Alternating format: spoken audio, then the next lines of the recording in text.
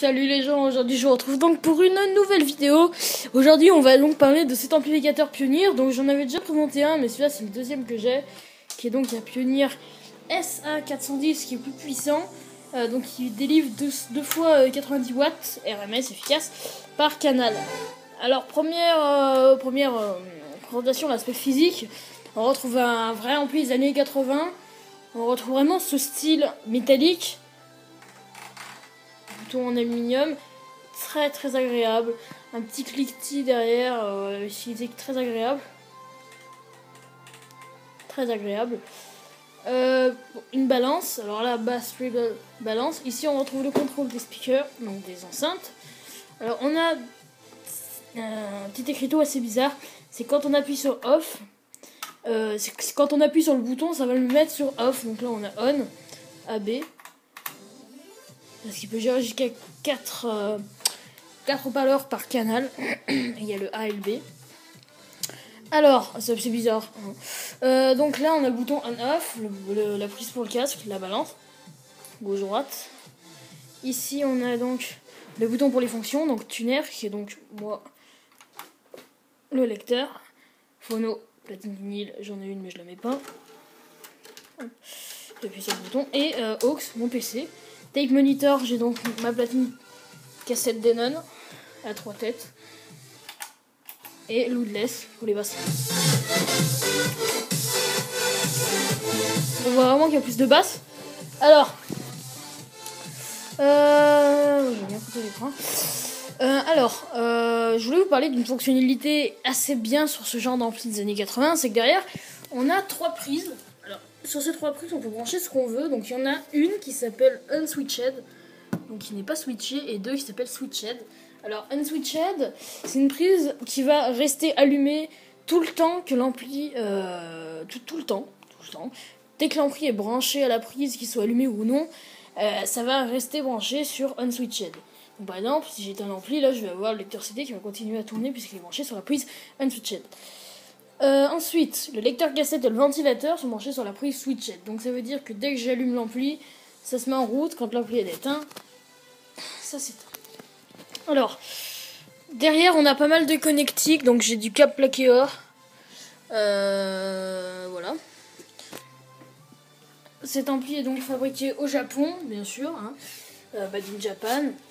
Au niveau des enceintes, j'ai mes 2 Sony en fibre de verre.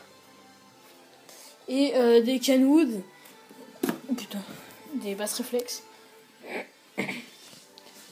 Donc, je vais vous laisser juger du son. Sur l'ordi, Donc là, avec les basses à fond, donc les basses sont quand même vachement pas mal. C'est vraiment un ampli qui est fidèle.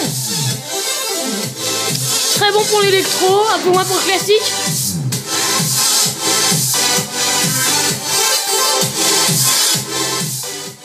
Très bon pour l'électro, un peu moins pour le classique, tout simplement parce que c'est un ampli des années 80 qui était fait pour du son métallique. Il chauffe pas trop, en même temps il y a un ventilateur, mais sinon c'est très bien. Moi je le trouve juste magnifique cet ampli. Il est avec une petite finition aluminium chromé, aluminium brossé. La platine CD, alors faudrait que je la nettoie parce que je crois que la lentille commence à fatiguer. Quand tu mets des CD, je sais plus, il y a un CD là, je crois avec de la musique italienne, une connerie comme ça. J'avais un CD tout à l'heure, je sais pas où je l'ai foutu. Donc c'est un lecteur donc, qui lit tout, les MP3, etc. Donc pour tester, pour juger un petit peu de l'ampli, sur ses vraies qualités, on va tester le CD de Paul Kalkbrenner, qui est un CD qui possède pas mal de basses. Donc je rappelle que la platine CD a un petit problème de lentille, donc c'est normal s'il n'y a pas une super qualité, donc je lis le DVD. Donc alors, je vais mettre la musique, qui est la numéro 6. Donc normalement j'ai une télé commande, je sais pas où elle est.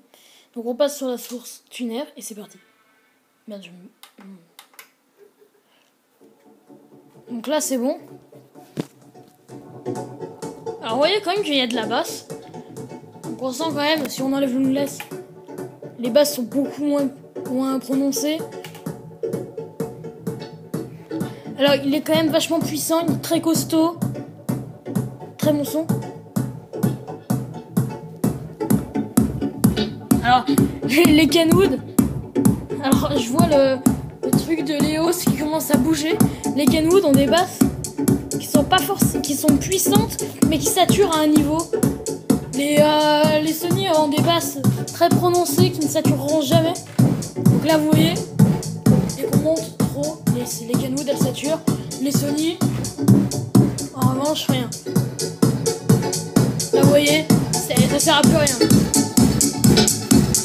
Tout vibre, même en fait, c'est le machin en plastique, je crois, qui vibre. Donc si j'arrête le lookless, là, on sent quand même qu'il y a beaucoup moins de basses.